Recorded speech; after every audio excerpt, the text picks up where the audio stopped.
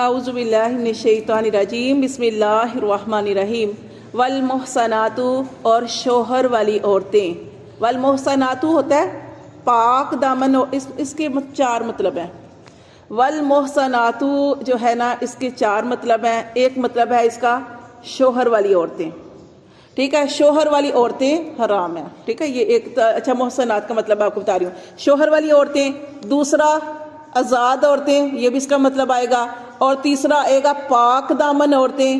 اور چوتھا اس کا مطلب ہے کہ مسلمان عورتیں. یہ جو محصنات کا مطلب ہے چار اس کے مطلب آئیں گے.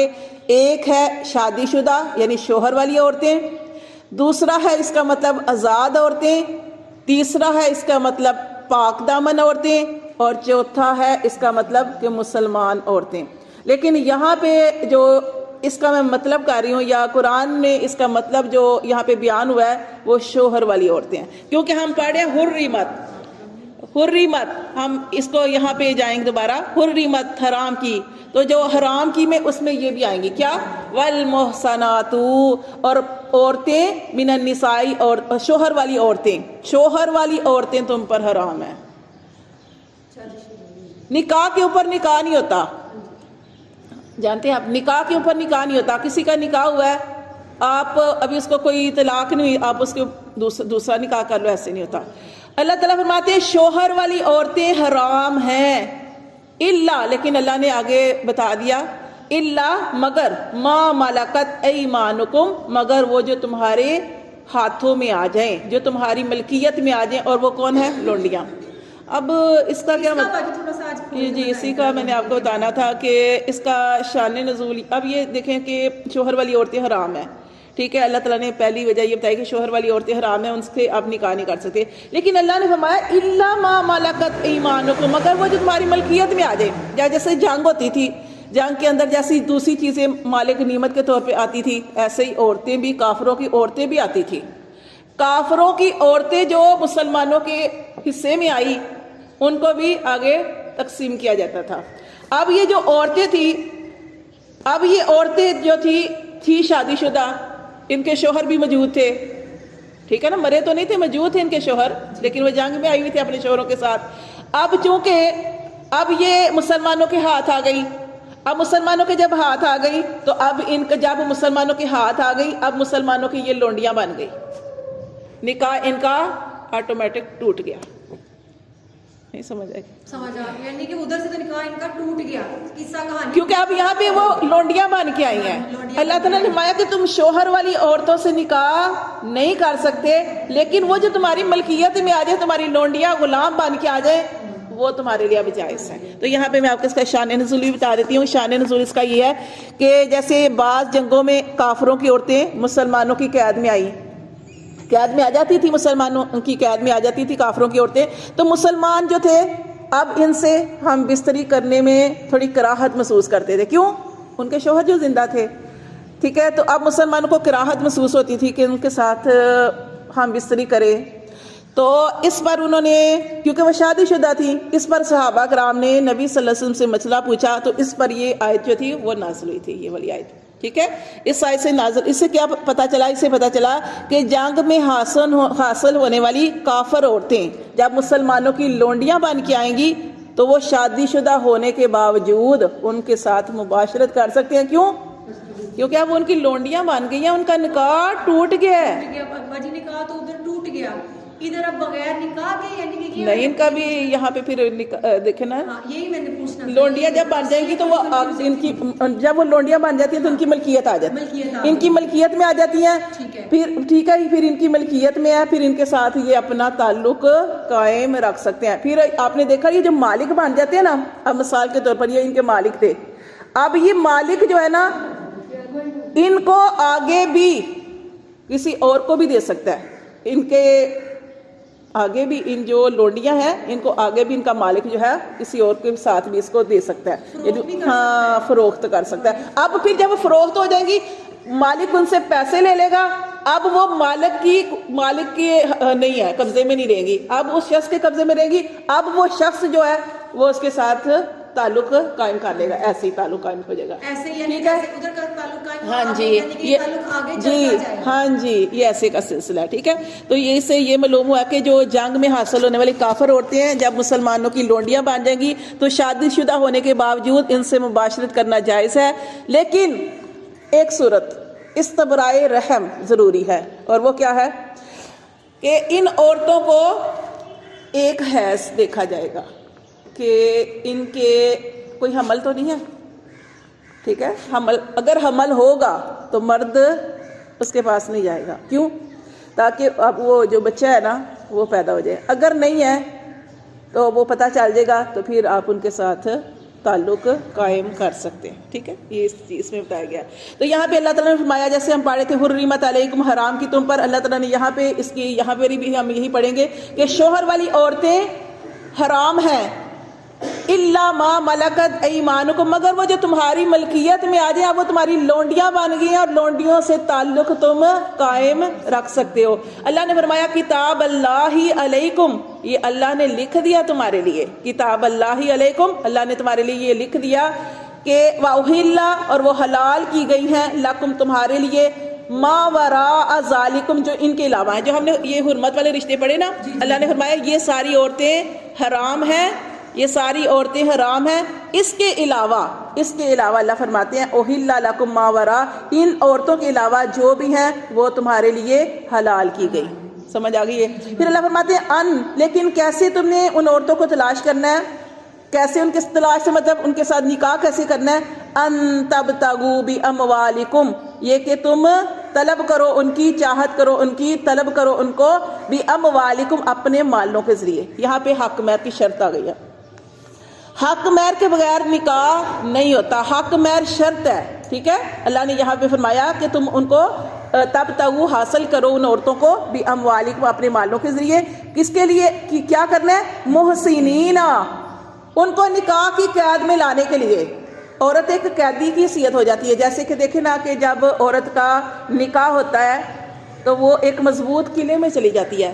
کوئی عورت ہے جب کسی عورت کے ساتھ اس کے مرد کا نام لگ جائے گا وہ عورت مضبوط ہو جاتی ہے.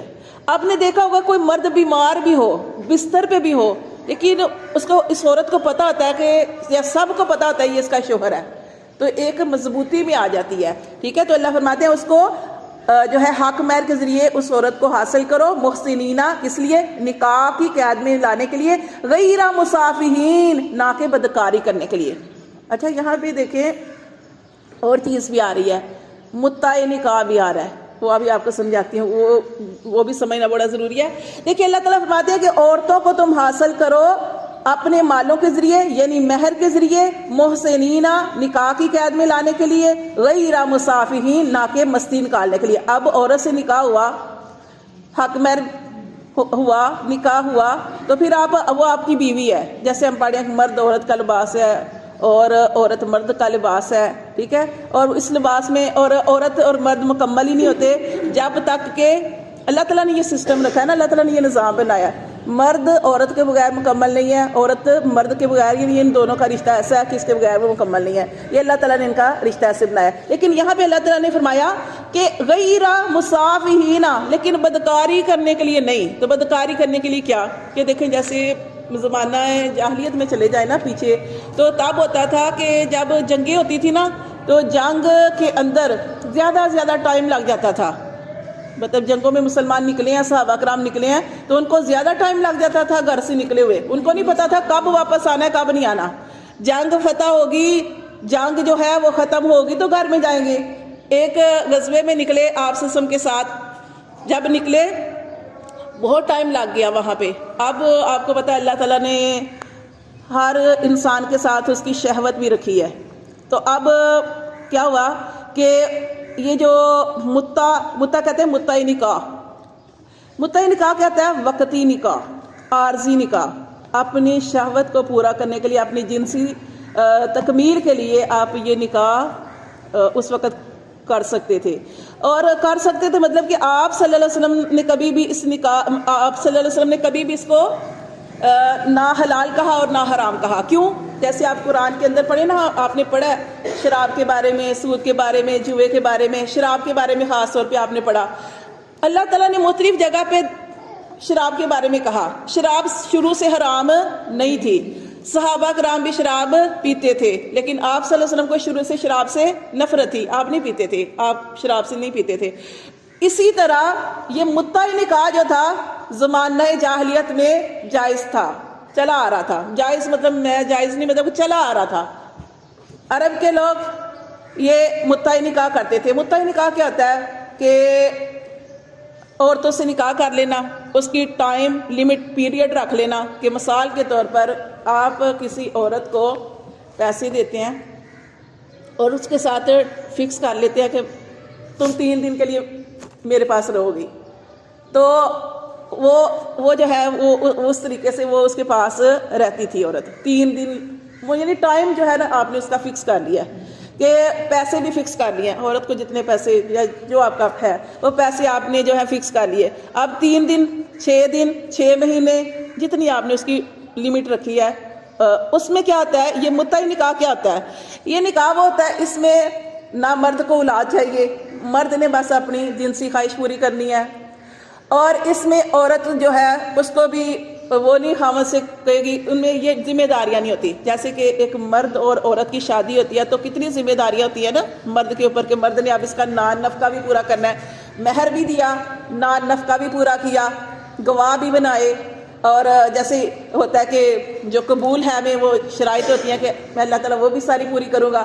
متع نکاح میں یہ کچھ نہیں ہوتا، بس یہ مرد نکاح تو بڑی یعنی کہ ایک ڈیل ہے نا، ڈیل ہو گئی. اچھا ایک ڈیل ہمارے دونوں کے یہ ہاں یہ مطلب یہ میں آپ کو بتا رہی ہوں کہ نبی صلی اللہ علیہ وسلم نے کبھی اس کو جائز نہیں کہا، کبھی آپ صلی اللہ علیہ وسلم نے اس کو حلال نہیں کہا، لیکن یہ چونکہ رواج چلا آ رہا تھا جیسے شراب چلی آ رہی تھی. آپ نے دیکھا شراب کے جب ہم حکم پڑھے ہیں تو اللہ تعالیٰ نے سورۃ مائدہ کے اندر غالباً اس کو حرام قرار دیا. اس سے پہلے بھی ذکر آیا شراب کا، لیکن اللہ نے حرام قرار نہیں دیا. ایسے ہی متع جو تھا، متع نکاح یہ پہلے اسی طرح چلا آ رہا تھا. آپ سے سم کو پتا تھا یہ آ رہا ہے، چلا آ رہا ہے، لیکن آپ سے سم اس کے بارے میں نہیں بولے، کیونکہ جب تک اللہ کا حکم نہ آتا آپ سے سم اپنے پاس سے کچھ بیان نہیں کرتے جب تک کہ اللہ کا حکم نہ ہو. پھر کیا ہوا کہ ایک دفعہ ایک غزوے میں، جو آپ کو بتا رہی ہوں کہ ایک غزوہ تھا، غزوے میں نکلے صحابہ کرام، گھر سے نکلے، اتنا ان کو ٹائم گزر گیا. اب ظاہر اللہ تعالیٰ نے انسان کے ساتھ یہ چیز بھی رکھی ہے. اب ان کو بیویوں کی ضرورت پڑی، بیویاں تو تھی نہیں، ساتھ آئی نہیں تھی، وہ تو گھر میں تھی.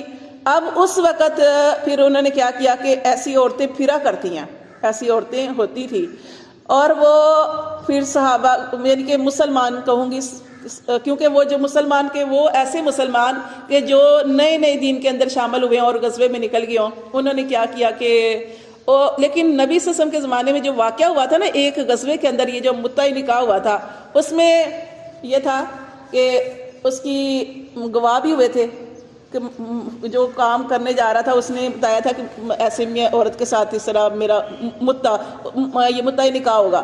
تو مطلب اس وقت یہ چیز انہوں نے ظاہر کی تھی، لیکن آپ صلی اللہ علیہ وسلم نے اس کو منع نہیں فرمایا کیونکہ اللہ کا حکم نہیں آیا تھا. اور یہ سارا جو تھا اسی طرح مسئلہ جو تھا وہ ہوا. تو لیکن آپ صلی اللہ علیہ وسلم نے ایک غزوے کے اندر پھر جب اللہ تعالیٰ کا حکم آیا، جیسے شراب کو اللہ نے سورۃ مائدہ کے اندر حرام قرار دیا، پھر ایک وقت آیا کہ نبی صلی اللہ علیہ وسلم نے غزوہ خیبر تھا شاید، تو اس میں نبی صلی اللہ علیہ وسلم نے مکمل طور پر جب اللہ کا حکم آ گیا تو آپ نے فرمایا کہ اب متع نکاح، وقتی نکاح کرنا، اس سے فائدہ اٹھانا، یہ اللہ تعالیٰ نے حرام قرار دے دیا.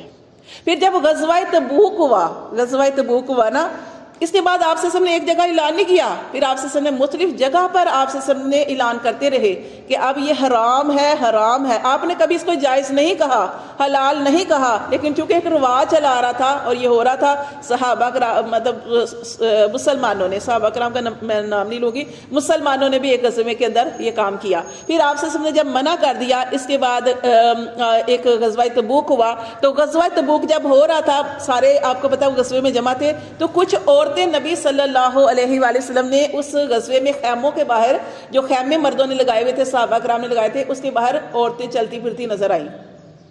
جب عورتیں چلتی پھرتی نظر آئی تو نبی صلی اللہ علیہ وآلہ وسلم کی نظر ان عورتوں کی طرف گئی. تو آپ نے پوچھا یہ کون سی عورتیں ہیں خیموں کے پاس؟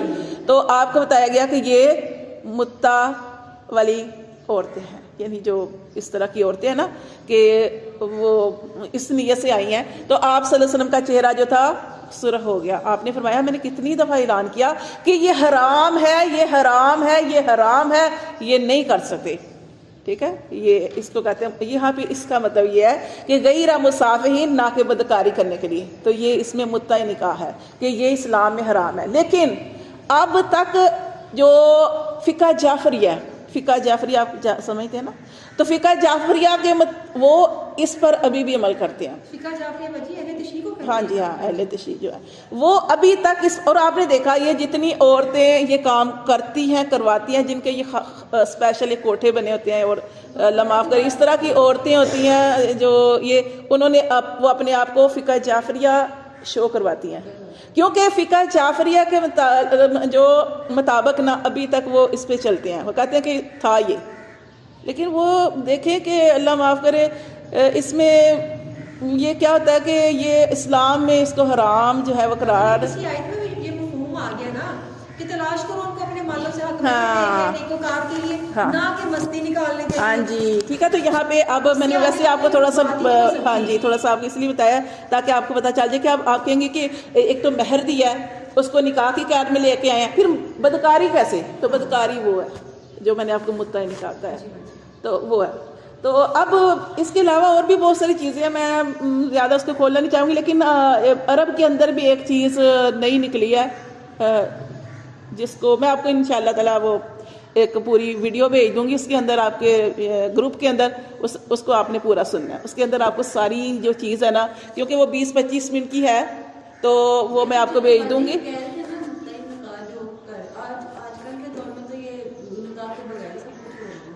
وہ تو ہو رہا ہے، یہ بھی نکاح کے بغیر والا ہی سلسلہ ہے نا، کہ ایک انہوں نے رواج پکڑا ہوا ہے، وہ رواج ہی تو آ رہا ہے نا. نہیں اب نکاح اب اس میں یہ ہوتا ہے کہ نہ اب یہ جو اہل جو ہے نا یہ جو فرقہ ہے جو، تو اس کے اندر کیا ہے کہ نہ تو اب وہ نہ کسی کو گواہ ہوتے ہیں، اس لیے یہ لوگوں نے یہ جیسے مثال کے طور پر جیسے کوئی شخص باہر گیا ہوا ہے، اب اس کو باہر کئی آپ نے دیکھا کئی لوگوں کی ساری زندگی باہر گزر جاتی ہے، 5 سال 7 سال 10 سال، اب وہ آتے ہی نہیں اپنے گھروں کی طرف، کوئی مجبوریاں ہوتی ہیں، کچھ اس طرح کے مسائل ہوتے ہیں. تو وہ کیا کرتے تھے کہ وہ اس طریقے سے کیونکہ نہ اس میں گواہ ہوتا ہے، گواہ کی ضرورت نہیں پڑتی. لیکن جب نبی صلی اللہ علیہ وسلم کے زمانے میں آپ کو بتایا نا ہوا نا، جب صحابہ مسلمانوں نے ایک دفعہ کیا تو انہوں نے نکاح وہ انہوں نے گواہ بھی بنائے تھے وہ قاعدہ بتایا تھا کہ یہ اس طرح، کیونکہ اپنی خواہش کو اس طریقے سے اس وقت شاید جو رواج چل رہا تھا اس کے مطابق انہوں نے پورا کر لیا، لیکن آپ صلی اللہ علیہ وسلم نے حرام اس کو قرار نہیں دیا. جب حرام ہوا تو آپ نے بتا دیا. اب جیسے کہ باہر کے ممالک میں لوگ رہتے ہیں تو اتنے سال گزر جاتے ہیں وہاں پہ، تو کئی لوگ پھر اس طریقے سے وہ کر لیتے ہیں، لیکن یہ چیز کلیئر ہو گئی ہے کہ یہ حرام ہے. تو یہ وہ اس طریقے سے آپ کر دیتے ہیں کہ نہ اس میں گواہ کی ضرورت پڑتی ہے، وہ عورت کو پیسے دے دیتے ہیں، عورت بھی رضامند وہ بھی، تو اس طریقے سے وہ اپنا جو بھی ہے نا وہ پورا کر لیتے ہیں، اپنی اس خواہش کو پورا کر لیتے ہیں. تو اللہ معاف کریے، آپ کو میں سارا وہ بیان بھیج دوں گی، اس کے اندر آپ نے جو ہے اس کو پورا سننا ہے، 20-25 منٹ کا ہے. تو میں نے اس لیے آپ کو نہیں بتایا کہ اس میں اندر نا ساری چیزیں انہوں نے کلیئر کر کے جو ہے وہ بتائی ہوئی ہیں. تو یہاں پہ اللہ تعالیٰ فرماتے ہیں کہ عورتوں کو جو ہے ان کے ساتھ نکاح کرو، اس لیے نکاح کی قید میں لانے کے لیے کہ نکاح کی قید میں جب وہ عورت آ جائے گی نا، اب اس عورت کو پتا ہے کہ میرا ایک جو مرد ہے نا اس کے ساتھ میں نے زندگی گزارنی ہے. ٹھیک ہے، اور وہ ایک مضبوط قلعے کے اندر آ جائے گی. غیر مصافحین، اس لیے نکاح نہ کرو کہ تم بدکاری کرو. پھر اللہ تعالیٰ فرماتے ہیں فَمَسْتَمْتَعْتُمْ، پھر جب تم ان عورتوں سے فائدہ حاصل کر چکو بھی ساتھ اس عورتوں کے، مِنْهُنَّ ان سے، فَآتُوهُنَّ تو پھر ان کو دے دو، أَجُورَهُنَّ ان کے اجر سے مراد حق مہر. أَجُورَهُنَّ کیوں کہا؟ کیونکہ مرد جب عورت سے فائدہ اٹھاتا ہے تو اس کو کرایہ نہیں کہیں گے، اللہ معاف کرے، اس کو مہر کہیں گے. مہر، کیونکہ مہر کا مطلب یہ ہے کہ اب مرد کے اوپر ایک جب اس نے نکاح کیا تو اس کے اوپر ایک بڑی بھاری ذمہ داری عائد ہو گئی ہے. اب نہ صرف یہ اس کا مہر دے گا، مہر خوشی سے دے گا کیونکہ اس نے عورت سے فائدہ اٹھایا، اور دوسرا ایک چیز یہ کہ اب مہر دے کے اب اس کے اوپر ایک ذمہ داری بھی پڑ گئی ہے شادی ہونے کے بعد، کہ اب اس کو اس عورت کا سارا نان نفقہ، اس کا کھانا پینا ہر چیز کا خیال رکھنا پڑے گا. فریضہ، اللہ فرماتے ہیں یہ اللہ نے مقرر کر دیا ہے، کیا؟ حق مہر. حق مہر خوشی سے دو، اس کو اللہ نے مقرر کر دیا. ولا جناح علیکم، اور نہیں ہے گناہ تم پر، فیما اس میں، ترادیتم بہی کہ تم باہم راضی ہو جاؤ، بہی جس پر، یعنی اتنا تم حق مہر مقرر کر لو جس میں تم دونوں باہم رضامند ہو جاؤ. من بعد الفریدہ، بعد فریضہ کے، مقرر شدہ کے بعد بھی. اگر اس میں دیکھیں کمی بیشی، جیسے حق مہر مقرر ہو گیا، اب جب حق مہر مقرر ہو گیا، اب عورت کے اپنے شوہر سے کہے کہ چلو میں اتنا نہیں لیتی، کم کر لے، یا مرد جتنا لکھوایا اس سے ڈبل دے دے. اب یہ تو نہیں نا کہ اگر عورت کم کھا رہی ہے تو مرد بھی زیادہ دے سکتا ہے. تو اللہ فرماتے ہیں جو تم آپس میں رضامندی سے طے کر لو مقرر شدہ کے بعد بھی، ٹھیک ہے، تمہارے اوپر کوئی گناہ نہیں. ان اللہ، بے شک اللہ کانا ہے، علیمن حکیمہ، خوب جاننے والا اور خوب حکمت والا.